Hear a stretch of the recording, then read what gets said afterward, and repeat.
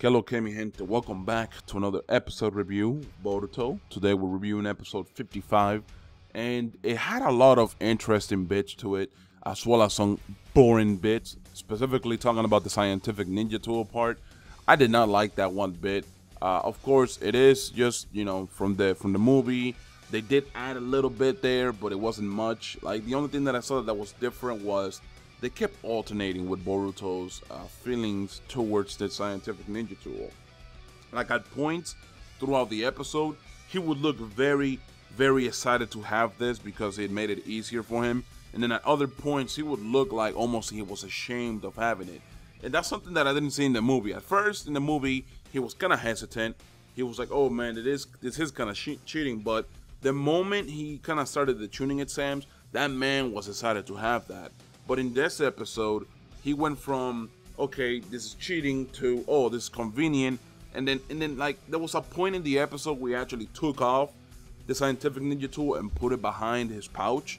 Like, those little things, obviously, they don't add much, but I like that they added it because it at least lets us know that Boruto is not just 100% down to cheating, even though we know what happens later down the line.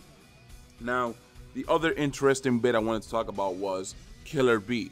All right, we actually got to see Momoshiki and Shinki versus Killer B. It wasn't really a fight when you think about it. I mean, they showed up, they said, oh, this is the Jinchuuriki. And I also got to talk about something else right after this that's very important to what I'm currently talking about. But essentially, there wasn't much of a fight, okay? Killer B went 8-Tails mode and got pinned down within like 2.5 seconds, just like that.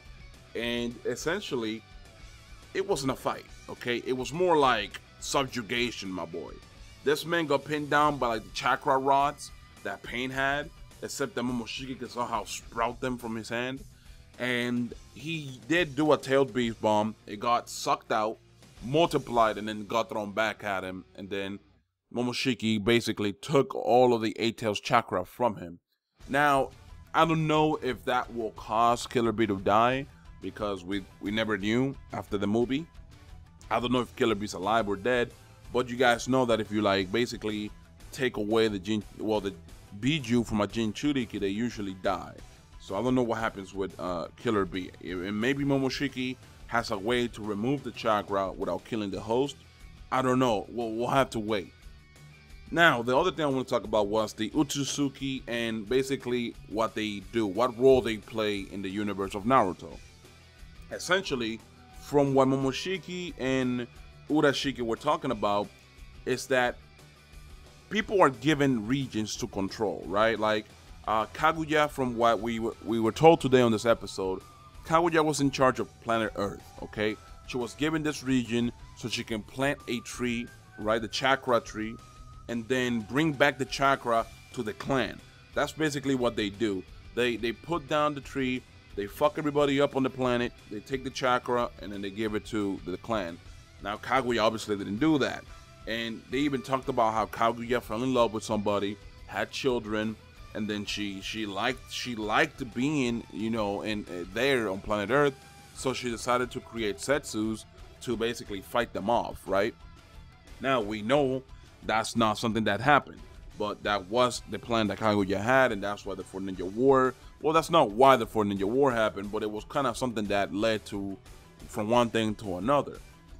The other thing that's actually very interesting was, when Momoshiki took the 8-Tails chakra from Killer B, Shukaku noticed the difference. Like, he noticed that the 8-Tails had been sealed or something happened, because the moment that happens, we see Gaara talking to Shukaku, and that's actually very interesting that Shukaku can get in contact with people. That's pretty cool. I like that idea. At first I thought that maybe they sealed him back into Gaara, but as it was told by Urashiki in this episode, the only two Jinchuuriki out there is Naruto and Killer B, meaning that the other 7 are basically roaming around free.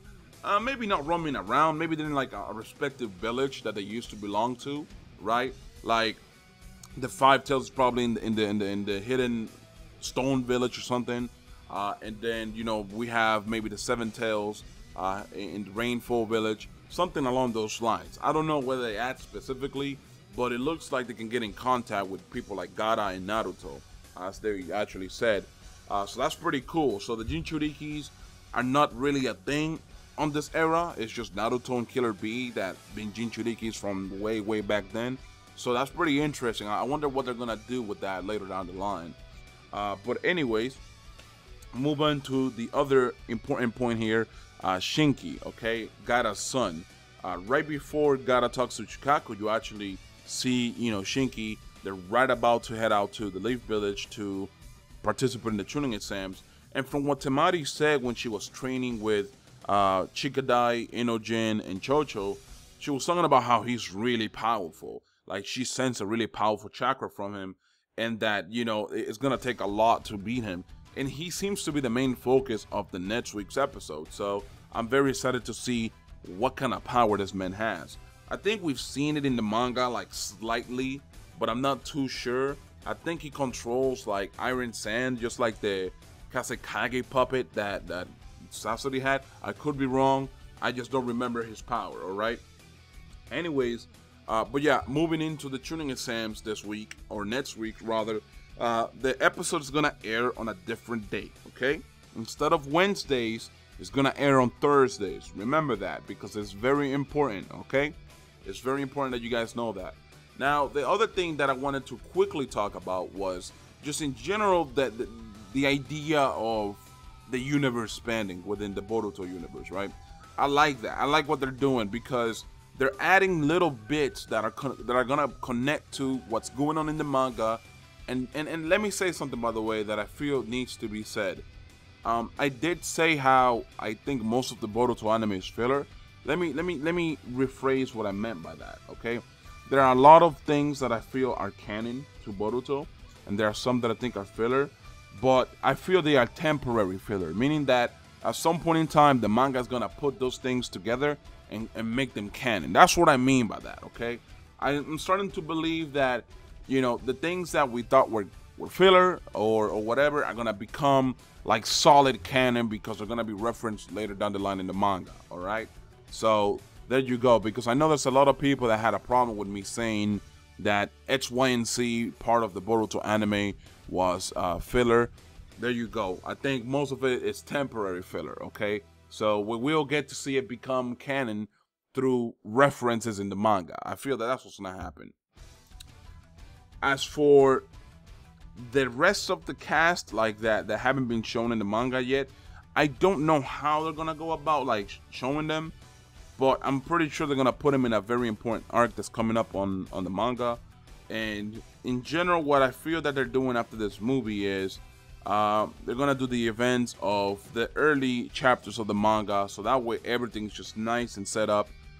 And then after that, it'll be smooth sailing. You don't have to worry about whether something's filler or not. You don't gotta worry about something being anime only. It's gonna be all good, okay?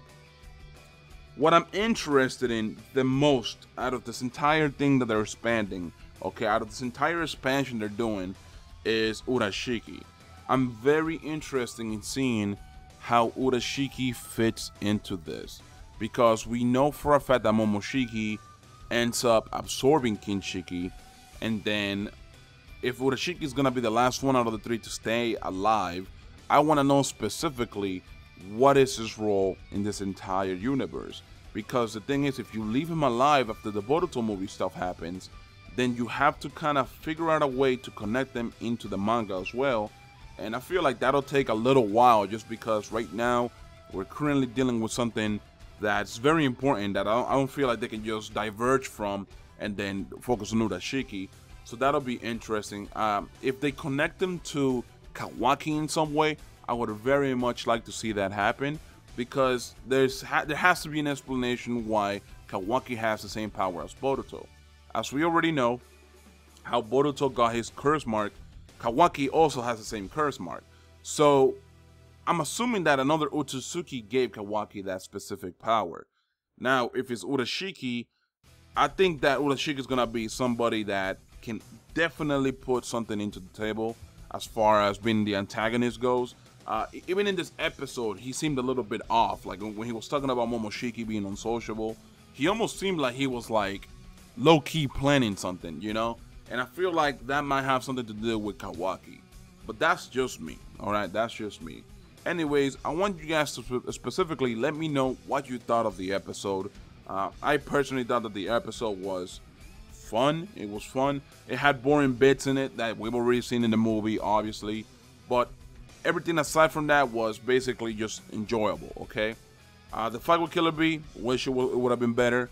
Everything else was nice. I'm really looking forward to seeing Shinki next week, and hopefully they do justice and actually showcase these new characters in a good way, because they did a horrible job in the movie. So now that they got the time to do it, I hope that they're able to do it. Anyway, guys, sorry for rambling on so much on this specific video. It's just that, you know, I really wanted to talk about certain topics, and instead of making separate videos on it, I wanted to just, you know, throw them out in there on the same video. Anyways, guys, I'm out. Peace.